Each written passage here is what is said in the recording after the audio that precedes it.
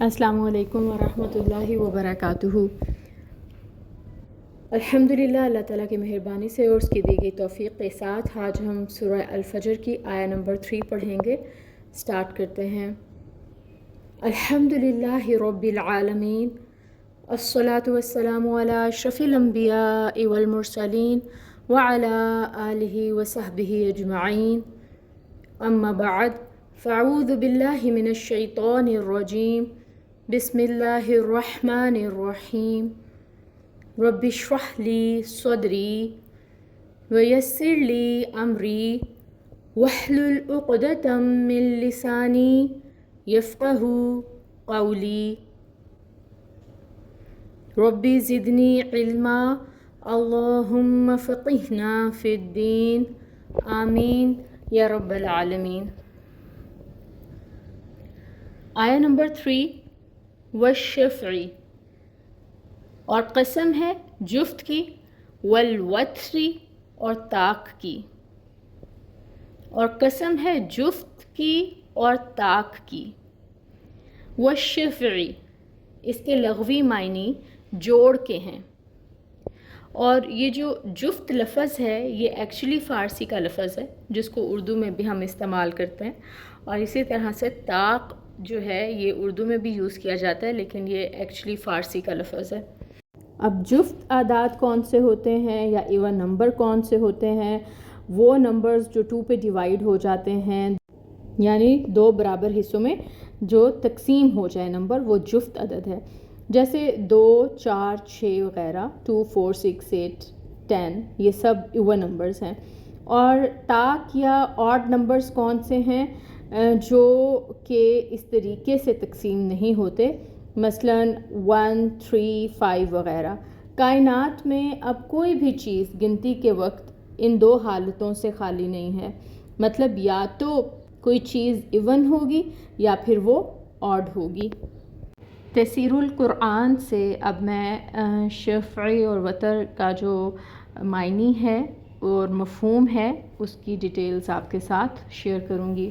یہاں پر لکھا گیا ہے کہ شفع لفظ کا اطلاق ان اشیاء پر ہوتا ہے جس میں نر اور مادہ کی تمیز نہیں ہوتی، اور شفع کے معنی ایک چیز کو اسی جیسی دوسری چیز سے ملا دینا، اور اس طرح کر کے دو ملی ہوئی چیزوں کو شفع کہتے ہیں، اور جس کے ساتھ اس جیسی چیز نہ ہو اسے وتر کہتے ہیں۔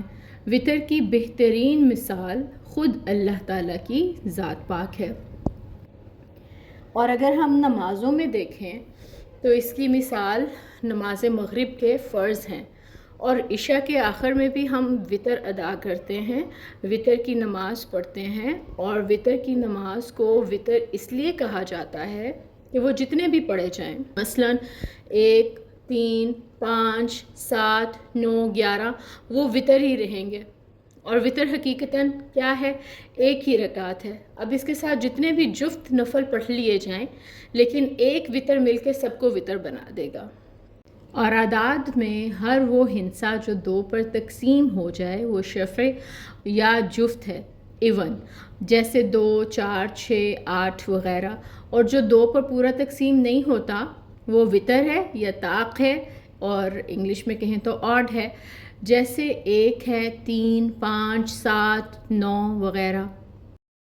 آگے لکھا جا رہا ہے کہ کائنات میں اکثر اشیاء میں تو نر اور مادہ کی تقسیم پائی جاتی ہے، اور جن میں نہیں پائی جاتی ان میں بھی زوج ہوتا ہے، جیسے جوتی کا 1 پاؤں دوسرے پاؤں کا زوج ہے، اور جب یہ دونوں اکٹھے ہو گئے تو یہ جفت ہو گئے۔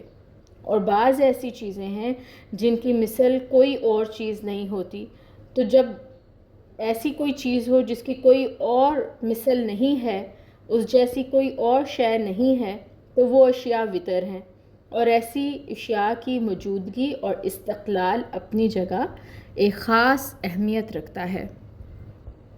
یہاں تک تو ہم نے جفت اور طاق، شفع اور وتر کے معنی دیکھے، جس کو وتر بھی کہتے ہیں اور وتر بھی کہہ لیں تو دونوں طرح سے ہی ٹھیک ہے۔ اب قرآن کریم کے الفاظ میں یہ متعین نہیں ہے کہ اس جفت اور طاق سے کیا مراد ہے، اس لیے اسکالرس کے اس حوالے سے اقوال جو ہیں وہ بے شمار ہیں۔ کچھ اسکالرس کے نزدیک جفت اور طاق کی جو قسم کھائی جا رہی ہے اس آیا مبارکہ میں، اس سے مراد رمضان کے آخری عشرہ کی جفت اور طاق راتیں مراد ہیں، اور کچھ اسکالرس نے کہا کہ ساری مخلوق جفت ہے اور وطر اللہ کی ذات ہے۔ حدیث سے بھی یہ بات ثابت ہوتی ہے کہ اللہ وطر ہے اور وطر سے محبت رکھتا ہے۔ وطر سے مراد کیا ہے؟ ایک۔ مخلوق ساری جوڑا جوڑا ہے، سو شفع ہے، اور اللہ اکیلا وطر ہے۔